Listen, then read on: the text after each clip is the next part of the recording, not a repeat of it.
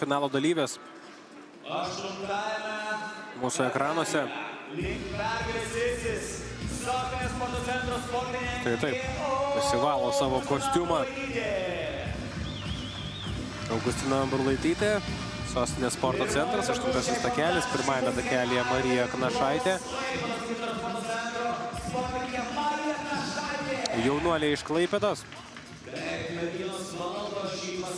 Stela Švenčionytė, 7. takelėje. Vilniaus atstovė. Stela vakar labai smarkiai pralaužė ledus, kai nugalėjo Estijos atstovę Kirkę Mocnik, plaukiant 800 metrų laisvuoju stiliumi ir tapo Lietuvos čempionė šioje rungtyje. 2. takelėje Vita Baboriko, Sostinės sporto centras. 6. takelėje Vytė Gelažytė, dvigubai ilgesnės šios rungties, šios stiliaus vicečempionė. 3. takelėje Liepa Veronika Borevičiūtė. Medalių dar kol kas šiame Lietuvos čempionate Borevičiūtė neiškovojo, nors dažname Lietuvos čempionate tai jį sugeba padaryti. 5. takelėje Guoda Tručinskaitė, 400 metrų kompleksiniu būdu Lietuvos rekordininkė, šviežia rekordininkė, atėmusi rekordą iš Kotrynos Aderevkovos. Per vidurį baseiną Kotryna Paradnikaitė, puikią formą įgavusi prieš šį čempionatą ir tą puikią formą perkelusi ir į sekančias čempionato dienas. Klaipėdietė Kotryna Paradnikaitė šiame čempionate laimėjusi sidabrą 100 metrų peteliške rungtyje, nusileidusi tik Teterevkovai. Pagrindinė kova turbūt čia ir vyks tarp Paradnikaitės ir Tručinskaitės. Ant popieriaus Tručinskaitė turi geresnį laiką, bet Paradnikaitė gerino savo karjeros rezultatą atrankoje. Tai gali, kodėl ir vėl nepagerinus jo dabar. Pasižiūrim.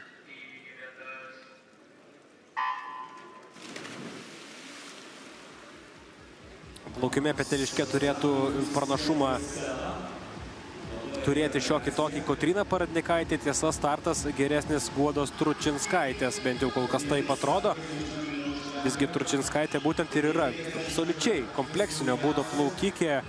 Negaliu išskirti vieno stiliaus, kuriame ji būtų ypač stipri, ji stipri visais būdais ir būtent dėl to tai ją ir padaro labai stiprią. Bet štai matom, pirmosius 50 metrų peteliške, apie kuriuos galėtume galvoti kaip Paradnikaitės stilių. Jos laimė Guoda Tručinskaitė. Puikiai jos pradžia.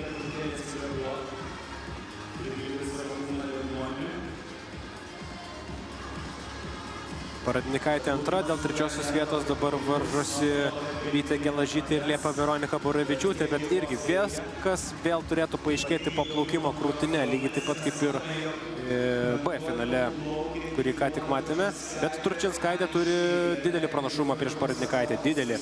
1,480 tok Tručinskaitės ir laikas po 100 metrų, dabar plaukimas krūtine.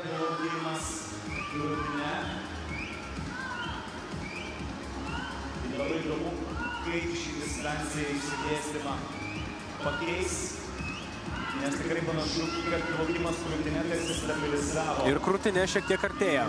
Artėja Paradnikaitė prie Guodos Tručinskaitės. Ir vėlgi, tikrieji monstrai, tikrieji kompleksinio būdo specialistai paaiškėja, kuomet tai vyksta. Kuomet vyksta plaukimas krūtine. Ir Guoda taip, nepralaimė po plaukimo krūtine Paradnikaitė, bet pranašumas sumažėjo labai.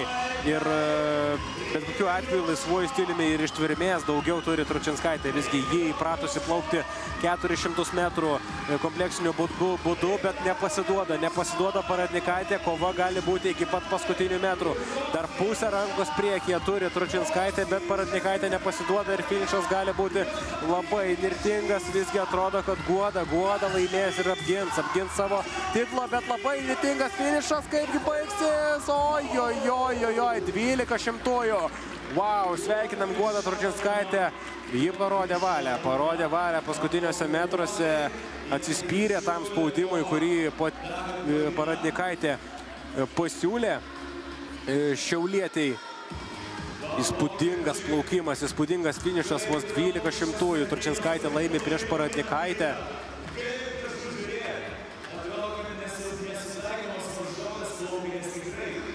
Apsikabinimas iš plaukikių. kokia šypsena Paradnikaitės veide dėl užfiksuoto rezultato ir koks atodusis ir palengvėjimas Tručinskaitės veide, sužinojus, kad visgi tą auksą turi.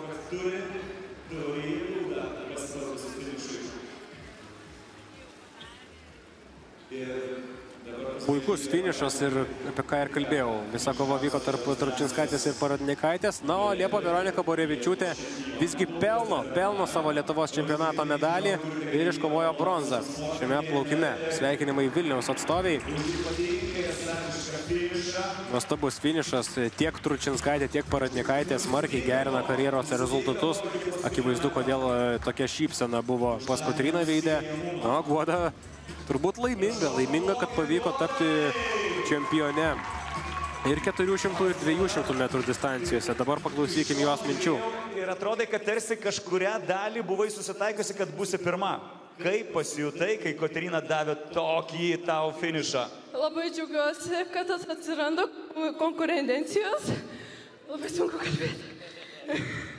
Labai džiaugiuosi, kad tikrai atsiranda konkurencijos, nes ilgai plaukiau viena. Tai ačiū labai, Kotryna.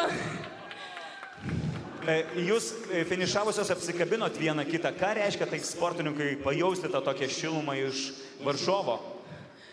Tai, manau, draugiškumą. Taip, nes vis tiek vandenį konkuruoji, o išlipus iš baseino visada yra gerai turėti draugų. Ačiū tau labai, nes tikrai esu ne vieną kartą matęs baseine, bet man atrodo, kad jūs esate didžiausi varžovai, ne? Nes sportas plaukimo yra individualus sportas. Ir ką sako tokiomis akimirkomis vienas kitam geriausi sportininkai? Ką sako vienas kitam, ką girdėjai, ką sakė tau Kotryna po finišo apsikabinusi? Kokius žodžius girdėjai?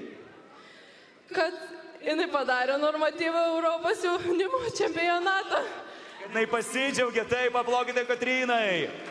Kotryna, šiandien ir laimėjai šiandieną 200 metrų distanciją. Penktadienį tapai Lietuvos rekordininkė, dvigubai ilgesniai distancijoje. Kaip pati vertini šią akimirką visą Lietuvos čempionatą, savo pasirodymą Lietuvos plaukimo čempionate? Puikiai, tikrai puikiai. Paplaukite dar kartelį, puikiai šiame čempionate pasirodžiusiai. Sakė, kad sunku kalbėti, Godai Tručinskaitė, na, akivaizdu, kai tu ką tik visas jėgas išeikvojai, laimėjai auksą per 12 šimtųjų. Na, taip, tikrai tas interviu būna sunkus po